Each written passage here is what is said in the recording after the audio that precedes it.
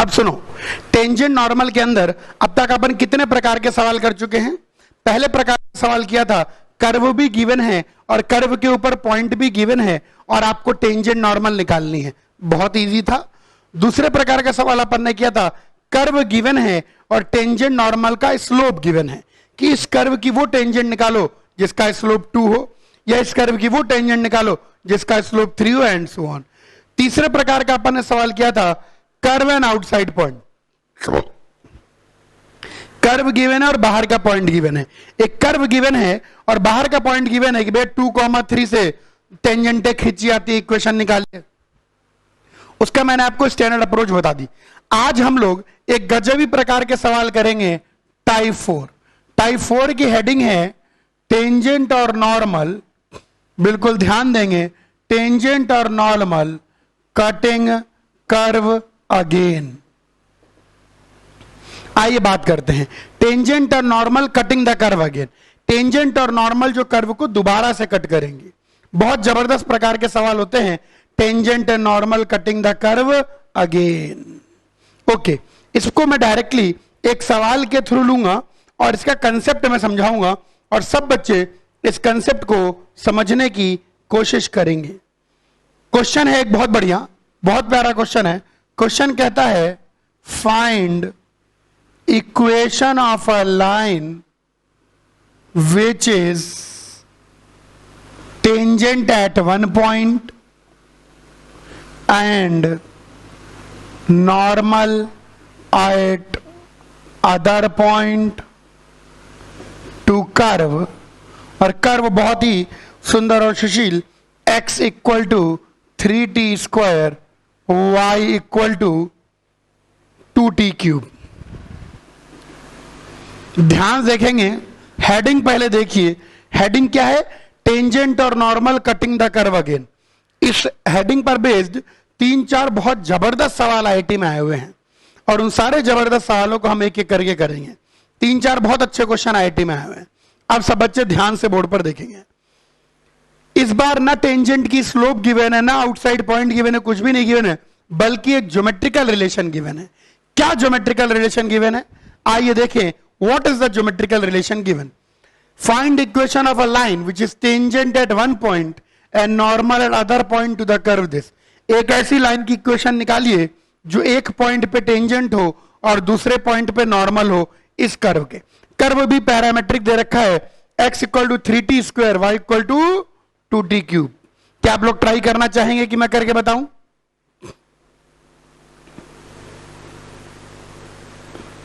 हाँ, नहीं, मैं करके बताऊंगा, ट्राई ना करें। सुनो ध्यान से।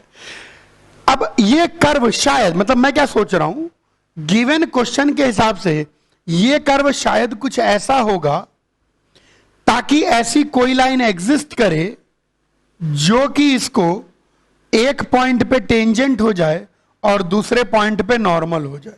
हम ऐसा कैसे क्वेश्चन करना है, ध्यान सुनिए। हम इस पॉइंट को P मान लेते हैं, इस पॉइंट को Q मान लेते हैं। तो P पॉइंट का पैरामीटर T1 मान लीजिए, तो 3t1 square comma 2t1 cube, और ये बन गया 3t2 square comma 2t2 cube.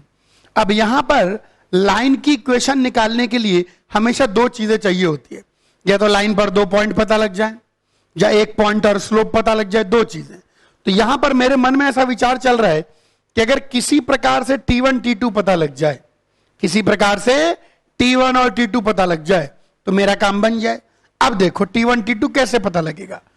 अगर इस कर्व को अपन डिफरेंशिएट कर दें तो dy बाई dx बनेगा dy by dt whole divide by dx by dt। dy by dt 60 square, dx by dt 60 यानी t आ गया। अब लाइन तो यही है, लाइन तो एक ही है।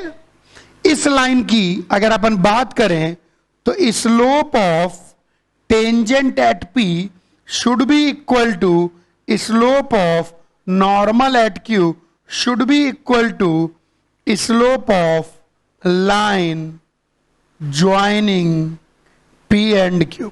हर बार यही फंडा लगाएंगे भाई, यही लाइन P पर टेंजेंट है, यही लाइन Q पर नॉर्मल है और यही लाइन P और Q को जोड़ रही है, लाइन तो एक ही है।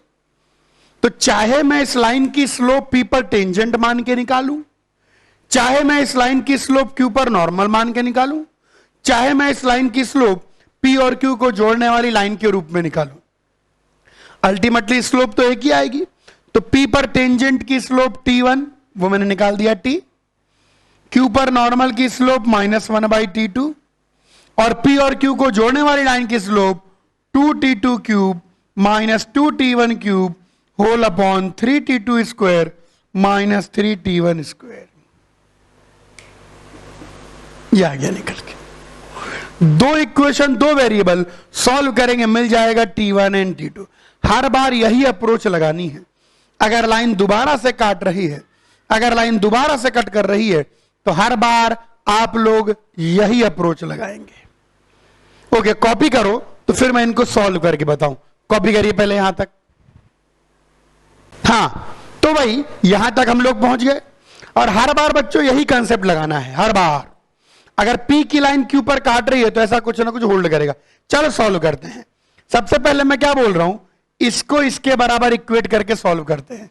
तो T1 इज इक्वल टू, ऊपर से 2 कॉमन ले लें तो T2 minus T1, T2 cube minus T1 cube, ये बन जाएगा T2 square plus T1 T2 plus T1 square whole divide by 3 times T2 minus T1 into T2 plus T1।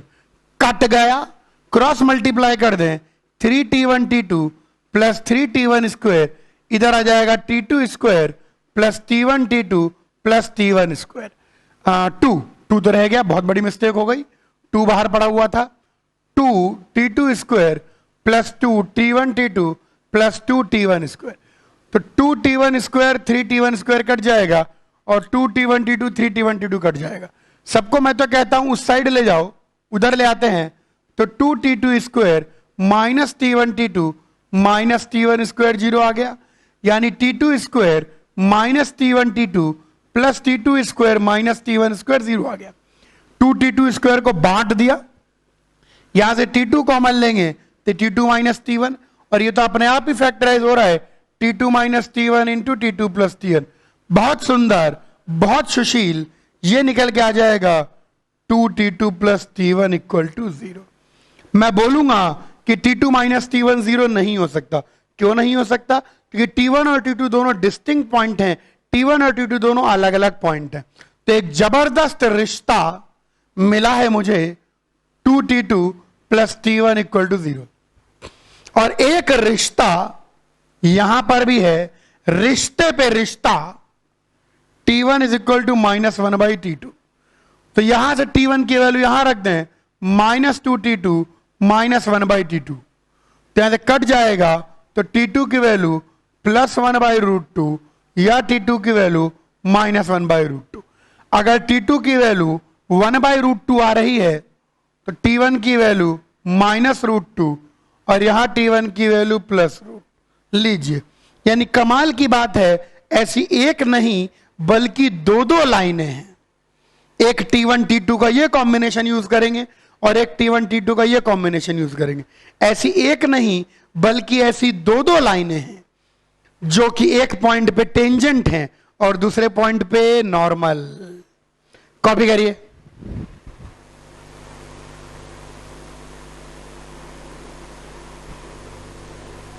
Okay, अब मैं 2 जबरदस्त सवाल लेने जा रहा हूं। मैं चाहता हूं दोनों सवाल देखें। दोनों सवालों की अप्रोच बहुत अच्छी है। Tangent cutting the curve again में ये दोनों क्वेश्चन आईटी के अंदर आए हुए हैं। पहला क्वेश्चन बहुत अच्छा है। पहला क्वेश्चन कहता है if tangent at x1 y1 of curve, क्या कर्व गिवन है? x3।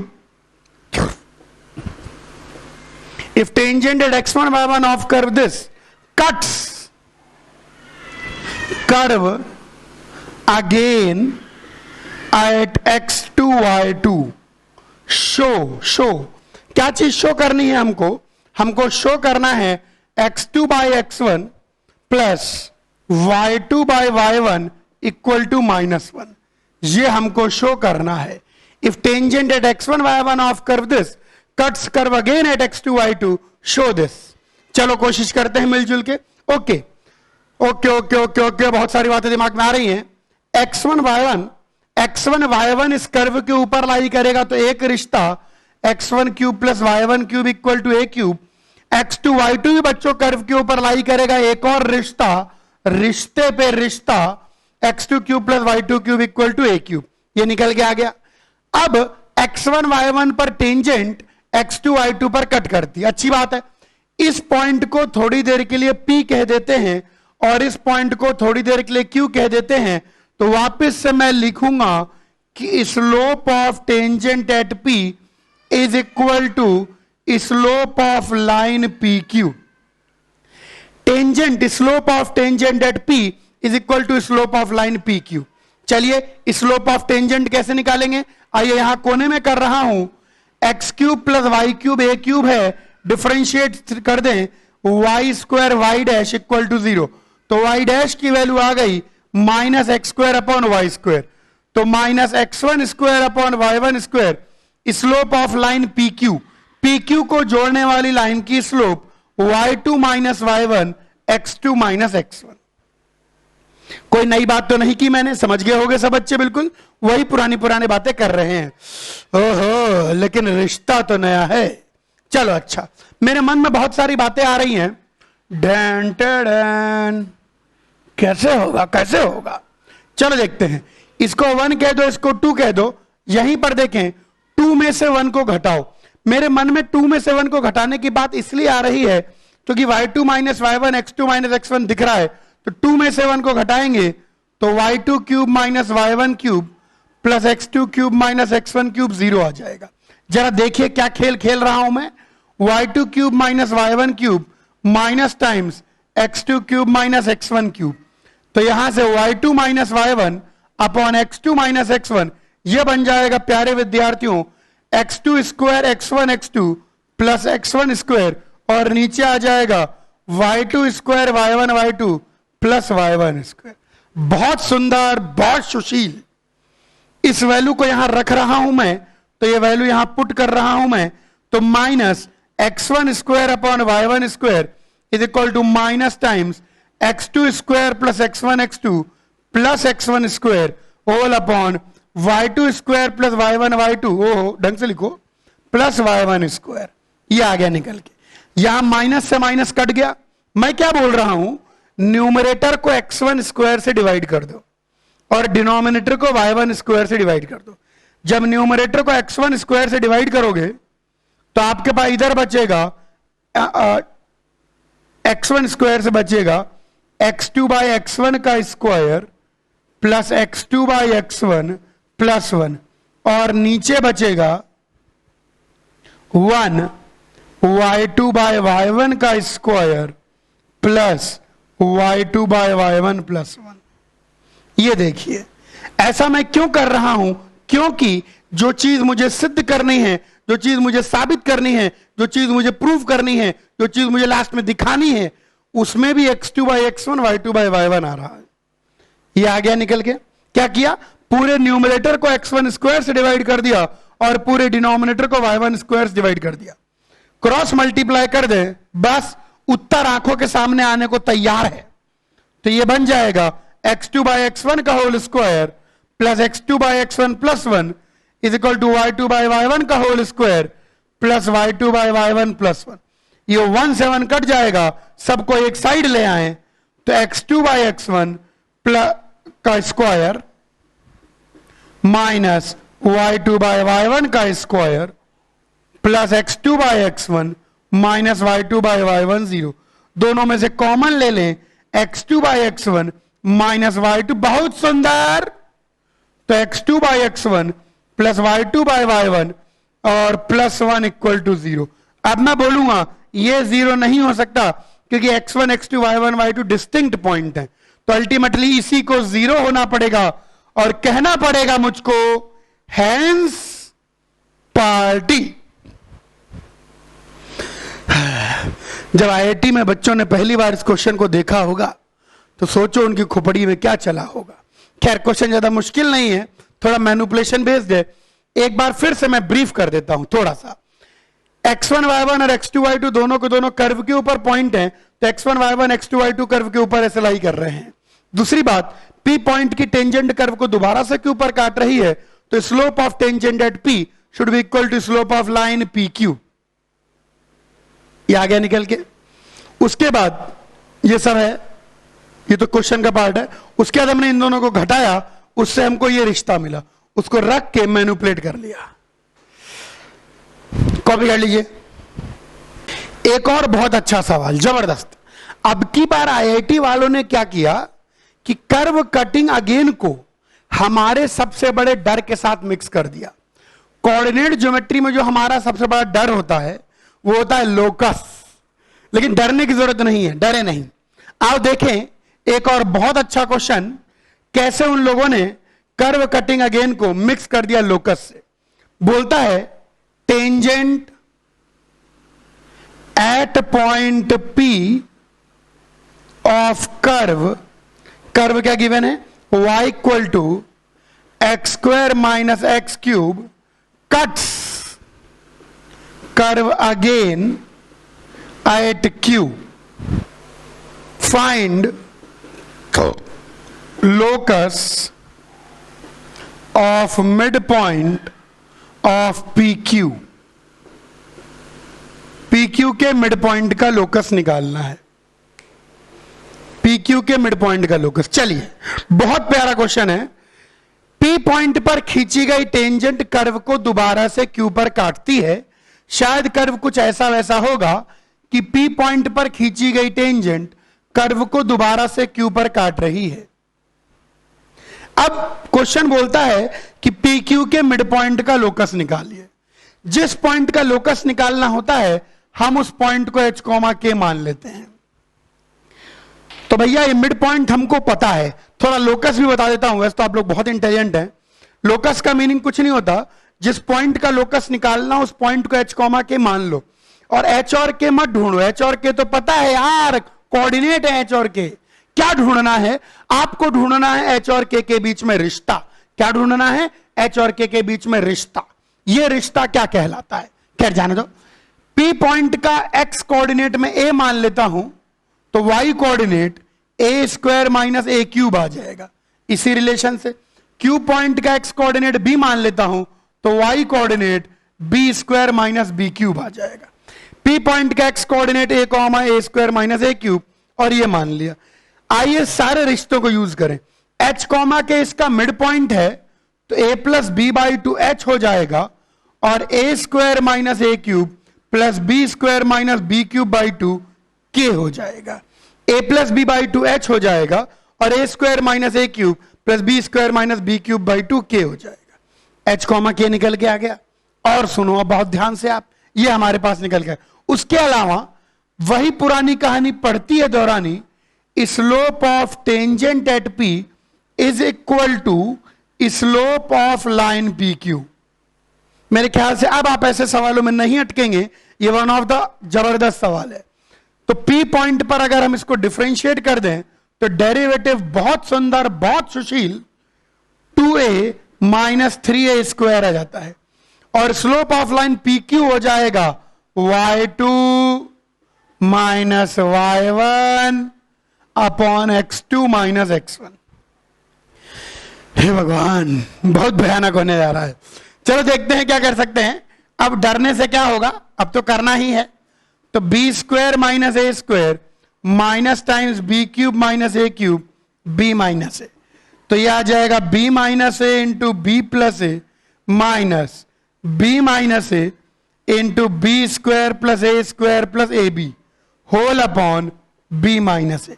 कट गया, तो ये बना b plus a minus b square minus A square minus a b, और यहां पर 2a माइनस 3a स्क्वायर है।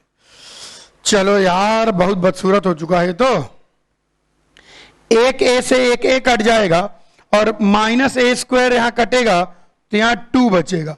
सबको इधर लेके आ रहा हूं, जगह की कमी पड़ेगी, खैर कोई ना, सबको इधर लेके आ रहा हूं। तो a minus 2a square minus B plus B square plus A B. चलो अरेंज करते हैं।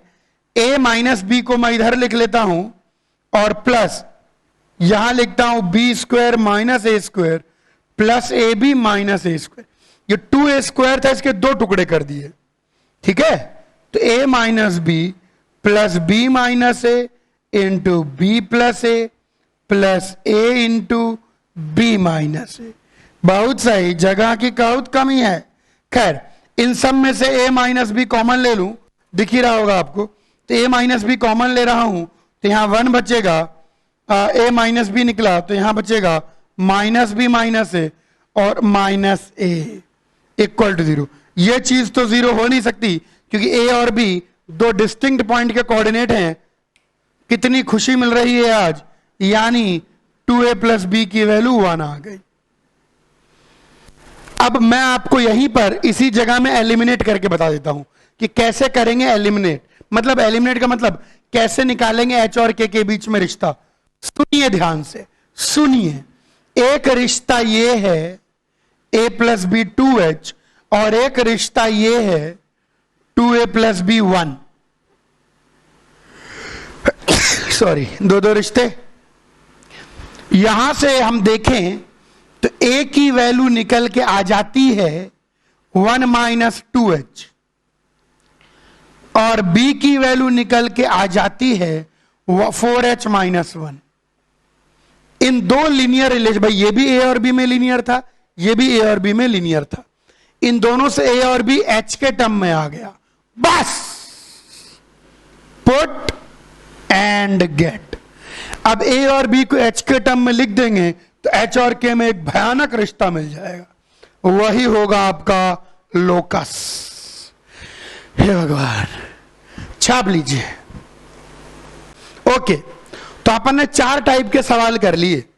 अब हम बात करेंगे टाइप 5। थोड़ा ध्यान देंगे टाइप 5 में। कंडीशन फॉर टेंजेंसी और नॉर्मलसी। यह बहुत जगह आता है, कंडीशन फॉर टेंजेंसी और नॉर्मलसी, यानी कब यह लाइन टेंजेंट होगी या कब यह लाइन नॉर्मल होगी। जैसे मैं बोलूंगा बिल्कुल सुनेंगे तो इसका हर सवाल कर पाएंगे। बुद्धि मत लगाइए, तरीका लगाइए। इसके अंदर क्या होता है, आमतौर पर इस प्रकार के सवाल आते हैं। एक लाइन गिवन है और बोलेंगे बताइए लाइन टेंजेंट है कि नॉर्मल है कि नहीं, या लाइन के अंदर मिसिंग वेरिएबल होगा और बोलेंगे के की वैल्यू निकाल दो ताकि ये लाइन टेंजेंट हो जाए, या के की वैल्यू निकाल दो ताकि ये लाइन नॉर्मल हो जाए, एंड सो ऑन। इस प्रकार के सवाल आते हैं। तो हम लोग इसमें यूज करते हैं कंडीशन ऑफ टेंजेंसी और नॉर्मलसी। अब सब बच्चे थोड़ा बोर्ड पर देखिए ध्यान से, बिल्कुल ध्यान से देखिए बोर्ड पर। इसके अंदर सवाल को हम 2 कैटेगरी में बांट लेते हैं, tangent line and a quadratic curve given. और यहां पर एनीथिंग एल्स। अगर एक लाइन और क्वाड्रेटिक कर्व गिवन है और बात टेंजेंसी की चल रही है, अगर लाइन और क्वाड्रेटिक कर्व गिवन है और बात टेंजेंसी की चल रही है, या इसके अलावा कुछ है, सुनना ध्यान से।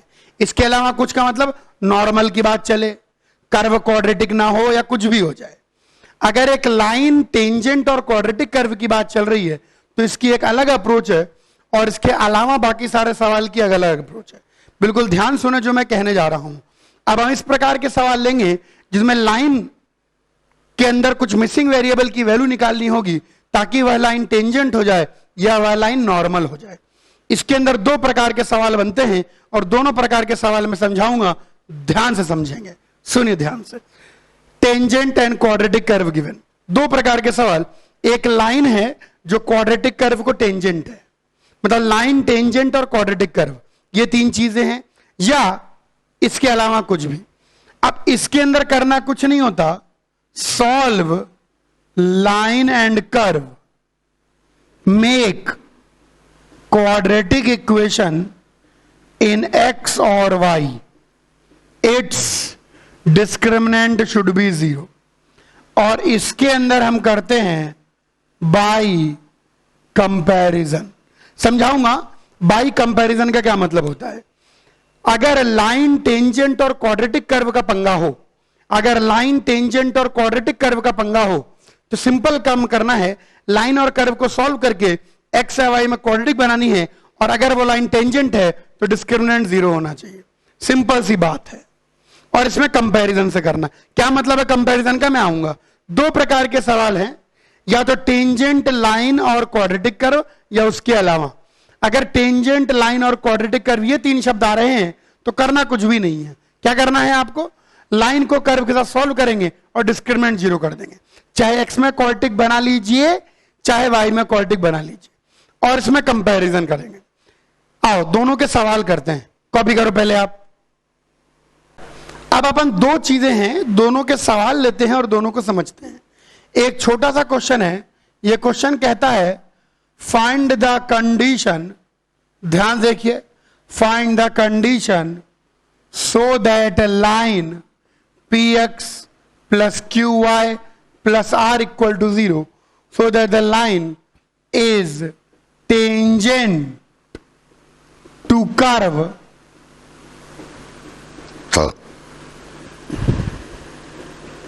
आइए, पहला सवाल बड़ा सिंपल सा है। ऐसी कंडीशन निकालिए ताकि जो लाइन है P x plus Q y plus R equal to 0 ये इस कर्व को टेंजेंट हो जाए। अच्छी बात है, ऐसी कंडीशन निकालते हैं ताकि ये लाइन कर्व को टेंजेंट। उत्तरी वो तीन चीजें, लाइन, टेंजेंट और क्वाड्रेटिक कर्व। देखो ये क्वाड्रेटिक कर्व है। क्यों क्वाड्रेटिक कर्व है, क्योंकि डिग्री 2 से अधिक नहीं है, डिग्री 2 या 2 से छोटी है। शक्ल इसकी ज्यादा सुंदर है, लेकिन डिग्री 2 या 2 से छोटी है तो क्वाड्रेटिक कर्व है। क्वाड्रेटिक मतलब डिग्री 2। अच्छा, लाइन दिखी, टेंजेंट दिखी, क्वाड्रेटिक कर्व दिखा। अब सुनो ध्यान से, क्वाड्रेटिक कर्व जो है वो एक ही बार घूमता है। एक्चुअली कोई भी क्वाड्रेटिक कर्व होगा तो दोबारा नहीं घूमेगा। एक्चुअली कैसे भी बनेगा, ऐसा ऐसा बनेगा, दोबारा टर्न नहीं लेता है। कोई भी क्वाड्रेटिक कर्व है, सर्किल, एलिप्स, ये सब हाइपरबोला, पैराबोला, ये सब क्वाड्रेटिक कर्व है। अगर कोई भी लाइन इनको टेंजेंट होगी तो वो इसको एग्जैक्टली एक ही पॉइंट पे टच करेगी। देखो जैसे क्यूबिक कर्व होते हैं ना तो दो बार भी घूम सकते हैं, यानी लाइन टेंजेंट होते हुए भी उनको काट सकती है। या 4 डिग्री का कर्व है तो लाइन टेंजेंट होते हुए भी उनको काट सकती है। लेकिन क्वाड्रेटिक कर्व के साथ ऐसा नहीं होगा।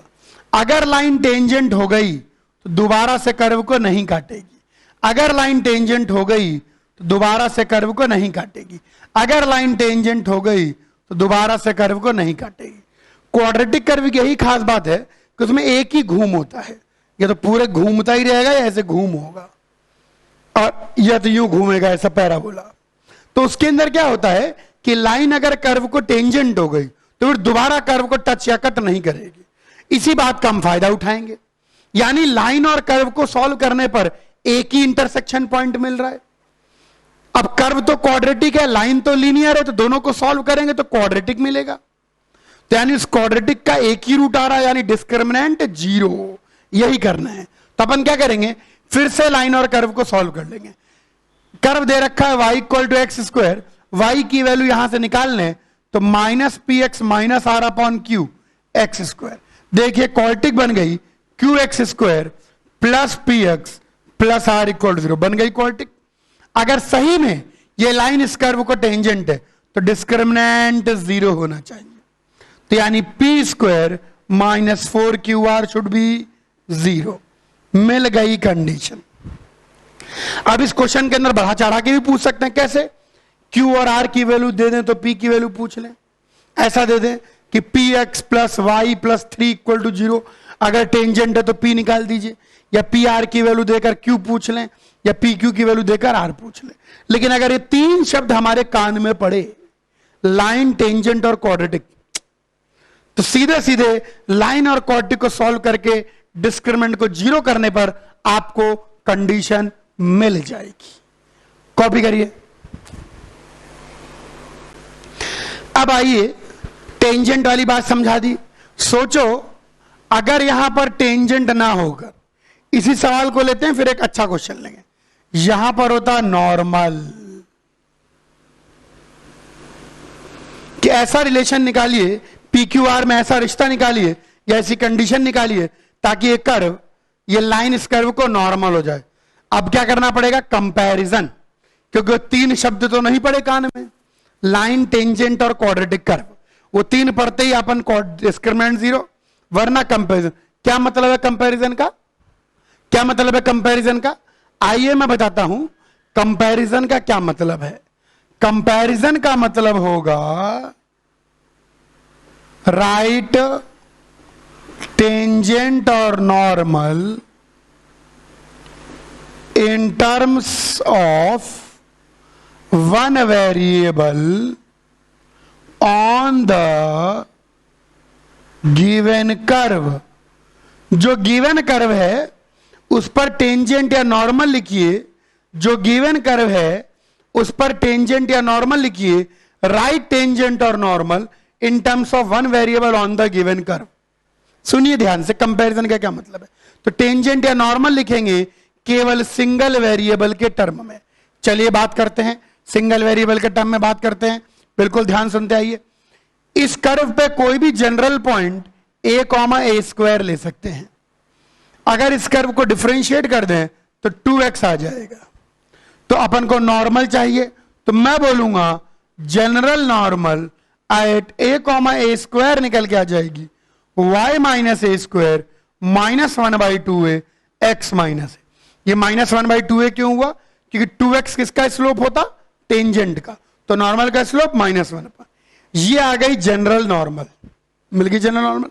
चलिए 2a से क्रॉस मल्टीप्लाई कर दो, 2ay माइनस यहां कितना आ जाएगा 2a³ is equal to -x + a। सबको एक साइड ले लें तो 2ay + x -a - 2a³। हमारे हिसाब से ये जनरल नॉर्मल है। कोई खास बात तो नहीं की मैंने, सिंपल सी बात की। हमारे हिसाब से ये जनरल नॉर्मल है और हमको ये नॉर्मल गिवन है। अब समझें कंपैरिजन मींस, कंपैरिजन का मतलब है ratio of coefficient of x should be equal to ratio of coefficient of y should be equal to ratio of constant term. अभी कहानी खत्म नहीं हुई है, 3 स्टेप है। पहला काम ये करना है, दूसरा काम ये करना है और तीसरा काम अभी लिखेंगे। अगर ये भी नॉर्मल है, ये भी नॉर्मल है, तो कॉरस्पॉन्डिंग रेशियो सेम होने चाहिए। कहने का मतलब coefficient of x upon coefficient of x should be equal to coefficient of y upon coefficient of y should be equal to constant term upon constant term. 2 लाइनें अगर एक ही ज्योमेट्री देती हैं, लाइन के केस में, यह बात केवल लाइन के केस में ट्रू है। जैसे 2 लाइनें टेंजेंट हैं एक ही कर्व को, या 2 लाइनें नॉर्मल हैं, तो 2 लाइनें अगर एक ही ज्योमेट्री दे रही हैं तो उस केस में उनके कॉरस्पॉन्डिंग रेशियो सेम होना चाहिए। अब कुछ नहीं करना, राइट टेंजेंट और normal in terms of one variable का टर्म, बस एलिमिनेट दिस वन वेरिएबल